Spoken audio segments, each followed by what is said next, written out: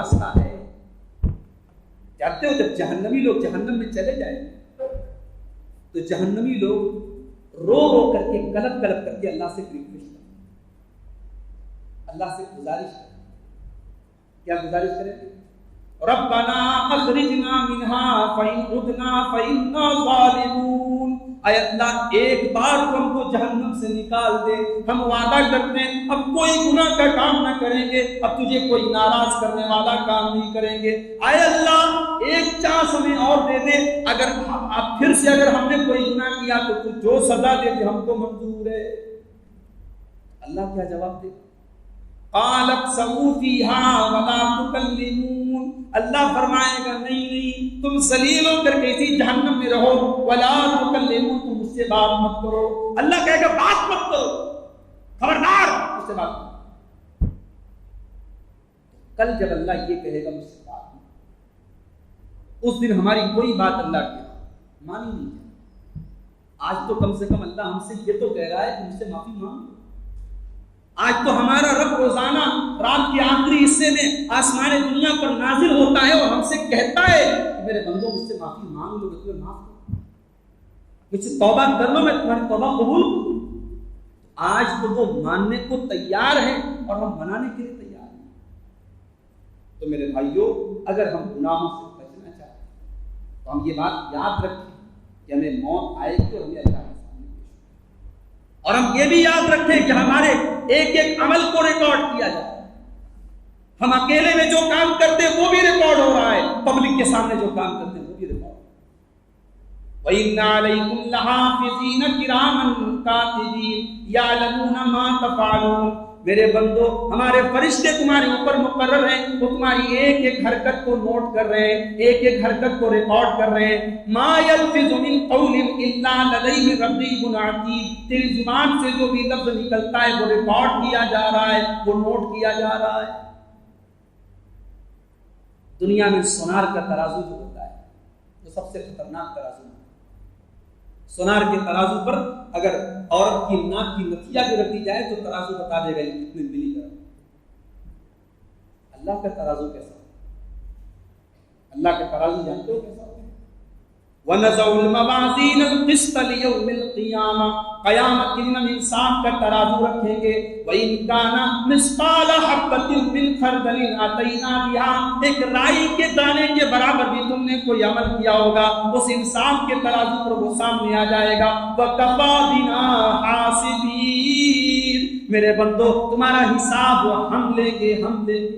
اللہ لے گا حساب, اور اللہ جب حساب لے گا تو کیسا حساب لے گا ہم سمجھ سکتے. تو میرے بھائی ہمارا ایک ایک عمل ریکارڈ کیا. ہم نے آنکھوں سے جو گناہ کیا آنکھیں بولیں گی کل قیامت. ہم نے ہاتھوں سے جو گناہ کیا ہاتھ بولیں گے کل قیامت. حتی اذا ما جاءوها شہید علیہم سمعہم وابصارہم وجلودہم بما کانوا یعملون. کل قیامت کے دن تمہارے کان تمہارے خلاف گواہی دیں گے, تمہاری آنکھیں تمہارے خلاف گواہی دیں گی, تمہاری چمڑی تمہارے خلاف گواہی دے گی. وقالوا لجلودہم لما شہدتم علینا قالوا انطقنا اللہ الذی انطق کل شیء. انسان اپنی چمڑی سے کہے گا تو کیسے بول رہی ہے, انسان کی چمڑی کہے گی آج اللہ نے ہم کو زبان دے دی, ہم تیرے کرتوتوں کا پردہ فاش کریں گے. ایک آخری بات بیان کر کے بات کرتا ہوں. آج سب سے زیادہ جو ڈینجرس چیز ہے, سب سے خطرناک چیز ہے تنہائی کی. لوگوں کے سامنے تو آدمی ایسے بھی شریف بن جاتا ہے, پانچوں ٹائم نماز پڑھ رہا ہے, مسجد میں آ رہا ہے, صف اول میں آ رہا ہے. سوال یہ ہے کہ اس کی پرائیویٹ لائف کیسی, اس کی تنہائی کیسی, وہ اکیلے میں اس کا معاملہ ہے. اللہ تبارک و تعالیٰ کہ یہاں اگر ہماری تنہائی گڑبڑ ہوگی تو میرے بھائیوں بہت ہی خطرناک. ہمارے روزے, ہماری نماز, ہمارے حج عمرے برباد ہو جائیں. میں جو حدیث پڑھنے جا رہا ہوں اس حدیث کو سننے کے پہلے اپنے دل پر ہاتھ رکھیے گا اور سوچیے گا یہ میرے نبی کی حدیث ہے, میرے نبی کا فرمان. اور نبی نے جو بات کہی ہمارا ایمان ہے وہ 110% سچ ہے, اس میں کوئی فرق نہیں. اللہ کے نبی فرماتے ہیں، ابن ماجہ کی صحیح روایت ہے، لَيَأْتِيَنَّ أَقْوَامٌ مِّنْ أُمَّتِي يَوْمَ الْقِيَامَةِ، قیامت کے دن میری امت کے کچھ لوگ آئیں گے، بڑی بڑی نیکیوں کو لے کر کے آئیں گے، پہاڑوں کے برابر نیکیوں کو لے کر کے آئیں گے۔ اللہ تبارک و تعالیٰ ان کی نیکیوں کو بھوسا بنا دے گا، ان کی نیکیوں کو ہوا کی طرح اڑا دے گا، ختم کر دے گا، فنش کر دے گا، ان کی نیکیوں کا کوئی مطلب نہیں ہوگا۔ صحابہ نے پوچھا، اللہ کون بد نصیب لوگ ہوں گے کہ نیکیوں کا پہاڑ لے کے آئیں گے اور ان کی نیکیوں کو اللہ تعالیٰ ڈسٹرائے کر دے گا، برباد کر دے گا۔ اللہ کے نبی نے فرمایا، اما انہم اخوانکم، وہ تمہارے بھائی ہوں گے، ومن جلدتکم، تمہاری نسل کے لوگ ہوں گے، یصومون کما تصومون، وہ روزہ بھی رکھیں گے جیسے تم رکھتے ہو، ویصلون کما تصلون، وہ نماز بھی پڑھیں گے جیسے تم نماز پڑھتے ہو، ویأخذون من اللیل کما تأخذون، وہ رات کو اٹھ کر کے تہجد بھی پڑھیں گے، ولکنہم اذا خلوا بمحارم اللہ انتہکوها۔ بس ایک بات کی کمی، جب وہ اکیلے میں ہوں گے تو تنہائی میں، ان کی تنہائی گناہوں سے آلودہ ہو، جب وہ اکیلے ہوں گے، تنہائی میں ہوں گے، وہ اللہ کو ناراض کرنے والے۔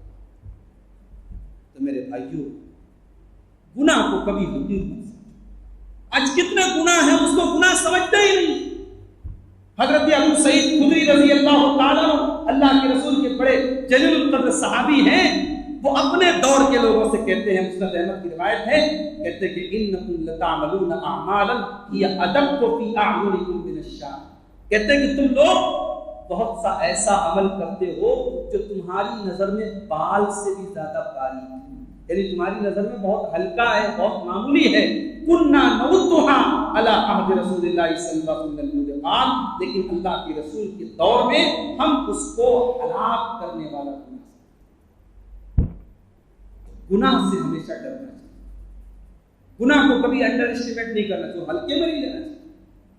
کبھی کبھی چھوٹے چھوٹے گناہ انسان کو برباد کرتے ہیں، اسی لیے اللہ کے نبی فرماتے ہیں، بخاری کی روایت ہے، ان المؤمن یرا ذنوبہ کانہ قائم تحت جبل، کہ مومن اپنے گناہوں کو ایسا سمجھتا ہے جیسے کسی پہاڑ کے نیچے بیٹھا ہوا ہے اور پہاڑ اس کے اوپر گرنے والا ہے۔ مومن کو ایسا فیل ہوتا ہے، ایسا احساس ہوتا ہے کہ وہ کسی پہاڑ کے نیچے ہے اور پہاڑ اس کے اوپر گرنے والا ہے۔ وَإِنَّ الْفَاجِرَ يَرَى ذُنُوبَهُ كَالذُّبَابِ مَرَّ عَلَىٰ أَنفِهِ، اور جو فاجر ہوتا ہے، جو فاسق ہوتا ہے، جو اللہ کا نافرمان ہوتا ہے، وہ گناہ کر کے ایسے نظر انداز کرتا ہے جیسے ناک پر مکھی بیٹھی ہو اور اس کو کوئی ہٹا دے، ایسے وہ گناہ کر کے ایسا محسوس ہوتا ہے۔ تو گناہوں کی خطرناکی کو میرے بھائیوں نے اللہ سے دعا ہے رب العالمین ہم سب کو گناہوں سے بچنے کی توفیق عطا فرمائے۔ ہمیں اللہ تعالیٰ تنہائی کے گناہوں سے، خاص طور سے ہمارے نوجوانوں کی حفاظت فرمائے۔ یہ ایک پرچی پر 2-3 سوالات آئے تھے، اس میں ایک سوال یہ کیا گیا کہ صاحب بارات میں جانا کیسا ہے؟ بڑا یعنی یہ مسئلہ ہم سب جانتے ہیں، ہم کو معلوم ہے، ہمارے یہاں شادیوں میں بارات عام بات ہے، لیکن شریعت میں بارات کا کوئی تصور نہیں۔ اگر اللہ کے رسول کے دور کی ہم شادیوں کی بات کریں، صحابہ کے دور کی شادیوں کی بات کریں، وہاں ہمیں بارات کا کوئی سسٹم نہیں۔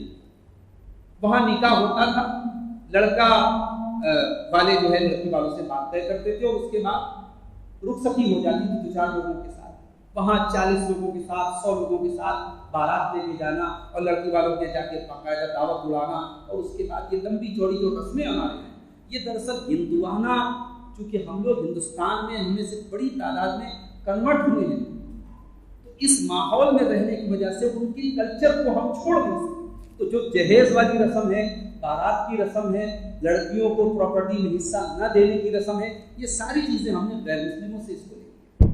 تو بارات کا کوئی اسلامی تصور نہیں ہے۔ البتہ یہ بات یاد رکھی جائے کہ اس مسئلے کو اتنا سخت بنا دینا کہ صاحب لڑکی کی دعوت کھانا حرام ہے، ہم نے بدوئی وغیرہ کے بعد نوجوانوں کو دیکھا کہ اس معاملے میں خوف و تشدد کہ بیٹی کے گھر کو جائیں گے، سارا سپورٹ کریں گے، سارا کام کریں گے، کھانے میں ہاتھ بھی بٹائیں گے، اور اس کے بعد ساتھ کھانا نہیں تو بولیں گے لڑکی کے یہاں دعوت نہیں۔ اگر لڑکی کے گھر دعوت کھانا حرام ہے تو بھائی صاحب آپ کا وہاں ہاتھ بٹانا بھی حرام ہے، گناہ کے کام میں سپورٹ کرنا بھی تو حرام ہوتا ہے۔ تو یہ ایک دوسری بارات کو آپ ختم کرنے کی کوشش کیجیے، لڑکی کے یہاں دعوت کو آپ ختم کرنے کی کوشش کیجیے، یہ اچھی چیز نہیں ہے، اس کی وجہ سے لڑکی والوں کے اوپر ایک بوجھ پڑ رہا ہے، یہ ساری باتیں اپنی جگہ پر ہیں۔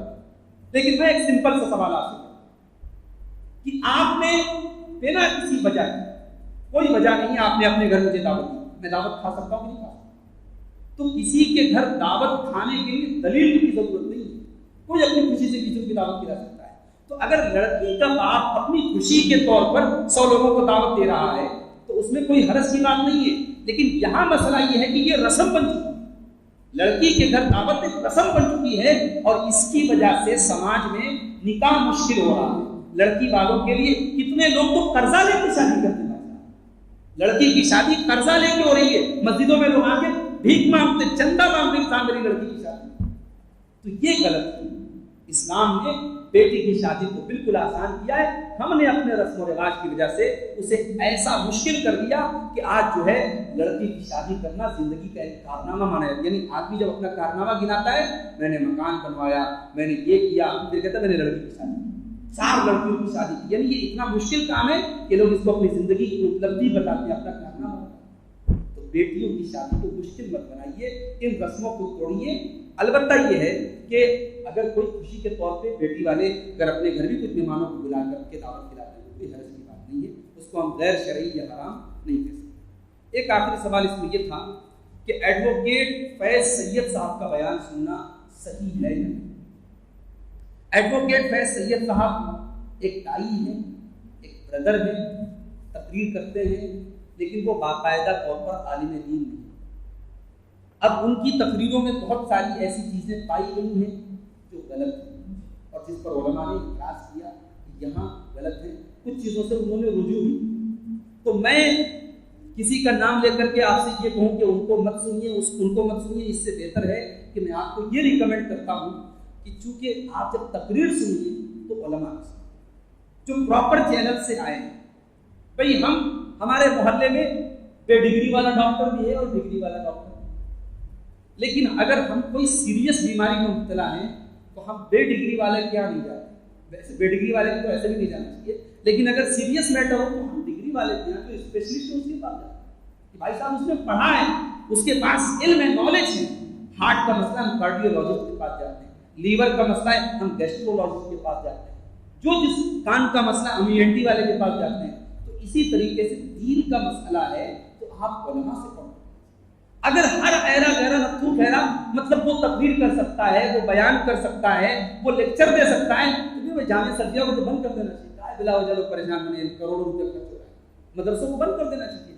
تو یہ جو ایک پراپر چینل بنا ہے کہ 10 سال اساتذہ سے علم دین حاصل کیا جا رہا ہے اور اس کے بعد ایک آدمی دین کے کام میں لگا ہے، دعوت کے کام میں لگا ہے، ایسے لوگوں کو ہمیں پروموٹ کرنا چاہیے۔ انٹرنیٹ پر آج بہت سارے مقرر ہیں، اسپیکر ہیں، بہت اچھے انداز میں تقریر کرتے ہیں، لیکن سب لوگوں کی بات صحیح ہے ایسا نہیں ہے۔ تو آپ علماء سے مشورہ کیجیے کہ ہمیں کن لوگوں کو سننا چاہیے۔ موجودہ وقت میں ہمارے ہندوستان کے علماء میں اگر ہم بات کریں، شیخ ابو زید ضمیر کو آپ سنیے، بہت بہترین عالم دین ہے۔ شیخ جلال الدین قاسمی صاحب بہت بہترین عالم دین ہے۔ شیخ عبدالعظیم مدنی، عبدالحسین مدنی، اور اسی طریقے سے شیخ ابورضوان محمدی، ہمارے بنارس میں بہت سارے ہمارے اساتذہ ہیں، علماء ہیں، آپ ان کو سنیے، علماء کو سنیے میرے پاس، جنہوں نے علم دین کو سیکھا ہے۔ صرف زبان اور کان کی چاشنی کے لیے مت سنیے، آپ علم دین کو صحیح لوگوں سے حاصل کیجیے، یہی میری آپ کی گزارش ہے۔ آخر میں اللہ سے دعا ہے رب العالمین ہم سب کو کہنے سننے سے زیادہ عمل کی توفیق عطا فرمائے، رب العالمین دنیا اور آخرت دونوں جہان میں ہم سب کو کامیاب فرمائے، آمین۔ وآخر دعوانا الحمد للہ۔